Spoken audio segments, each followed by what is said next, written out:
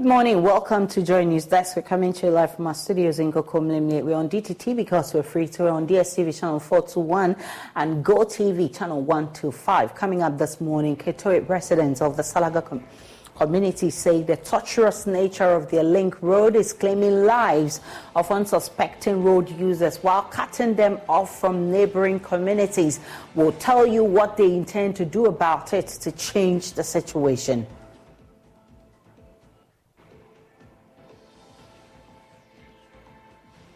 After the Ghana Armed Forces and Police Service fight back claims of contracting land guards to reclaim state pets, says he sees nothing wrong with the state engaging third parties to secure government lands. Plus, this morning, the only candidate who poses threat to the electoral fortunes of the opposition NDC in the Volta region, that's MPP's flag bearer, hopeful Alan Tremanting, as he takes his campaign to that part of the country. We'll have more for you.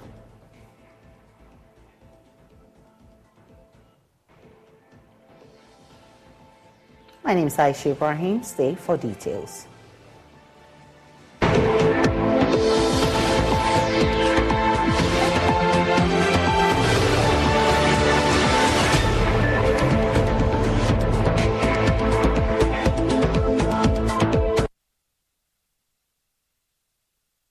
Residents in Kitoi in the Salaga South municipality of the Savannah region have condemned the deplorable conditions on the Kitoi-Salaga road. The residents say the road is the worst in the region, describing it as a death trap. According to them, plying the Kitoi-Salaga stretch demands lots of caution because of its tortuous nature. The Kitoi electoral area has 12 communities, a major food-growing area in the Salaga South municipality. But over the years, neglect of the road has literally cut them from the rest of the world. Drivers must learn to be patient and with great care to navigate the road.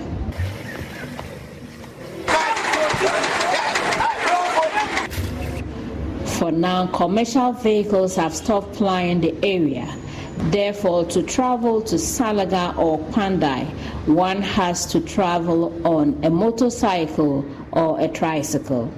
The residents say to travel with a sick person or a woman in labor, one would have to spend hours on the road, sometimes losing the patient. Assemblyman for the area, Liman Elijah, said they are currently cut off from the rest of the world. A situation, he said, is disturbing. And looking at the road, this is a major road that supplies foodstuff to Salaga market. And when you look at it, for past months, cars cannot even go to Salaga market. It was only motorkins and other things. And anytime it rains, the motorkins cannot also go. And we only have one clinic on this route. And that clinic referred to Salaga Hospital. So referring women from here or clients from here to Salaga is also another problem. The motorkins cannot even go. So when you get a car, they will not go. So it's a problem for them to even travel. Even when it is in the night, the clients cannot go. So we are suffering. The people are suffering. Another resident, Mbabai, lamented that the situation is unbearable.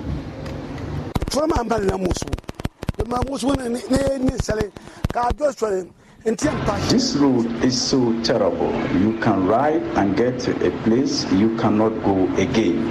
So, if a motorbike can get stuck, imagine a vehicle. If the authorities believe we are humans, they should consider us and fix the road. Traders are losing for us.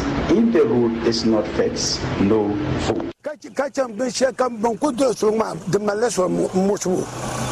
Madam Mary said people continue to lose their lives on that road, especially pregnant women. This tricycle I have boarded, by the time I return, my sons will be running everywhere to either get me drugs to relieve me of pain or take me to the hospital. The roads are in terrible state. Every year, politicians come and deceive us, vote for us, we would fix your road. But nothing has been done. This bad road network has taken many of our colleagues to their early graves. Nana Kojo Pine Owusu, who had traveled from the Ashanti region to the area, could ask for only one thing: help to save lives. So from Saraga to Gulubi Quarters, in fact, the road is very bad. So during the rainy season, if the car brings some goods from Gulubi Quarters to Saraga or from Saraga to Gulubi Quarters, in fact, it's not easy. At times, they got accident on the road. Please, we are begging to government to maintain the road from Gulubi Quarters to Saraga or Saraga to Gulubi Quarters. For these people, they have resolved that until their road is fixed, no political party is allowed into the area to campaign for the 2024 general elections. For Joy News, Martina Bugri reported. The Ghana Armed Forces and Police Service are fighting back the minorities' claim that the government is contracting land guards to reclaim state lands. Deputy Ranking Member of the Lands and Forestry Committee, Al-Hassan Suini, told journalists at a press conference Monday that the Chief Director of the Lands Ministry, Professor Patrick Agwesinyale, had revealed to the committee that the government, including the police and armed forces, have been engaging the services of land guards to retrieve and protect state lands. But the two security agencies have mounted a strong defense, describing the claims as untrue and baseless. First, take a listen to excerpts of the Armed Forces statement read by my colleague Kweku Asante.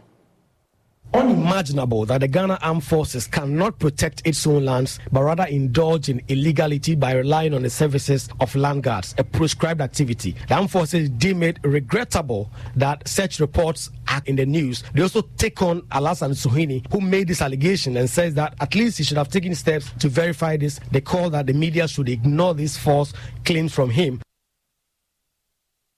The police have also responded to this in a statement issued Monday night, insisting that the claim is false, baseless, and unfounded and should be treated with the contempt it deserves. It reads, the police administration has taken notice of an online story published on myjournonline.com in which Chief Director of Ministry of Lands and Natural Resources at a parliamentary committee meeting on July 10 is alleged to have stated that Ghana Police Service procures services of land guards to reclaim and protect its land.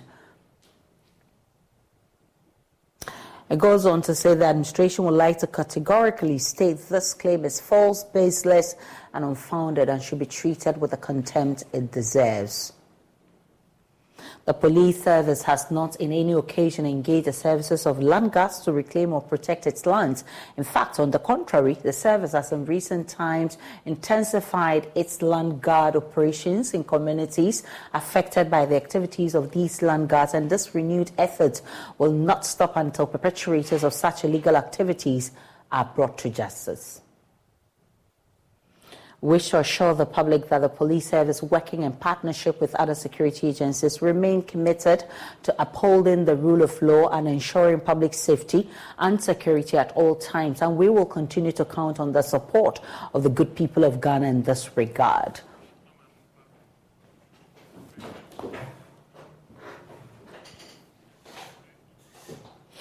Meanwhile, land law expert Kwame Jan says Section 3 of the Lands Act allows government to engage the services of third parties to protect its land.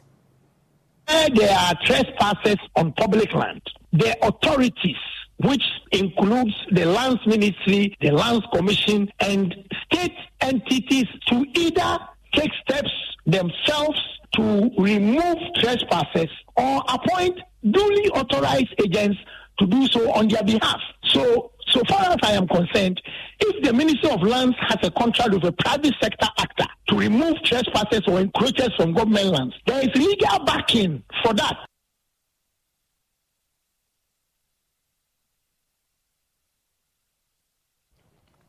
A presidential candidate hopeful of the New Patriotic Party, Alan Kojo Chirmantin, has asserted that he is the only candidate who poses a threat to the electoral fortunes of the National Democratic Congress, the NDC, in the Volta region, its stronghold.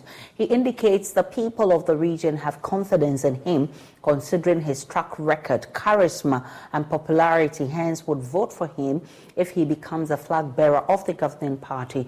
He therefore appeals to NPP delegates in the region to endorse his candidature to enable the governing party win the 2024 general elections and maintain power. Mr. Tremantin said this during the first day of his cluster tour of the Volta region. The presidential hopeful Alan John Kojo Tremantin kicked off his cluster tour of the Volta region in Sugakope, where he met delegates from South, North and Central Town constituencies. He shared with them his transformational agenda for both the New Patriotic Party and Ghana.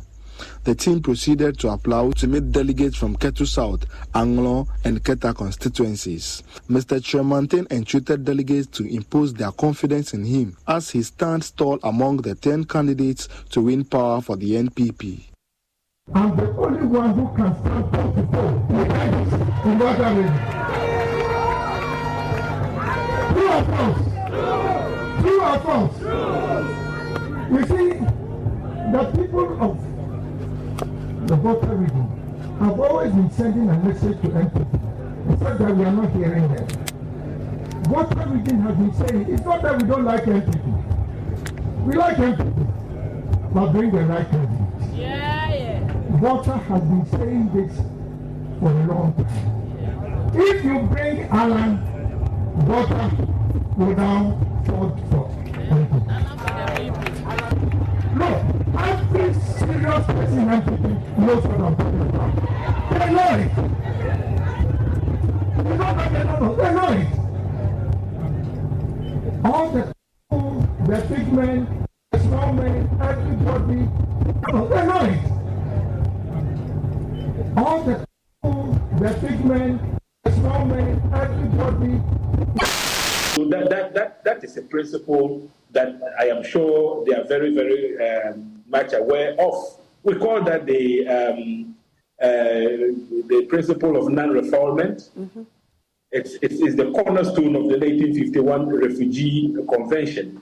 But, MFA, having said that, it does not mean that the government cannot screen refugees who enter our country. They have every right to screen the refugees to ensure that those who come in and seek asylum in our country because of the crisis in the neighboring countries are genuine refugees. Because there are examples where people masquerade as refugees, and at the end of the day, it turns out that they are actually terrorists who disguise themselves just to infiltrate the frontiers and cause mayhem in our country. And so when they have credible intelligence, and remember that we have an arrangement in place even with the government of Burkina Faso and other neighboring countries where intelligence is shared amongst the participants of, say, the Accra Initiative. And so when some credible intelligence has been shared and the security apparatus decide to embark upon some operations, I think that we need to support them. So far, the Ghana Refugees Board has registered 3,200 Burkinabés seeking asylum in Ghana. Executive Secretary of the board, Tete Kwapadi, says they are in the process of undertaking compulsory movement of all the refugees to a designated reception center for thorough screening. Are in the process of undertaking compulsory movement of all the refugees to a designated reception center for thorough screening.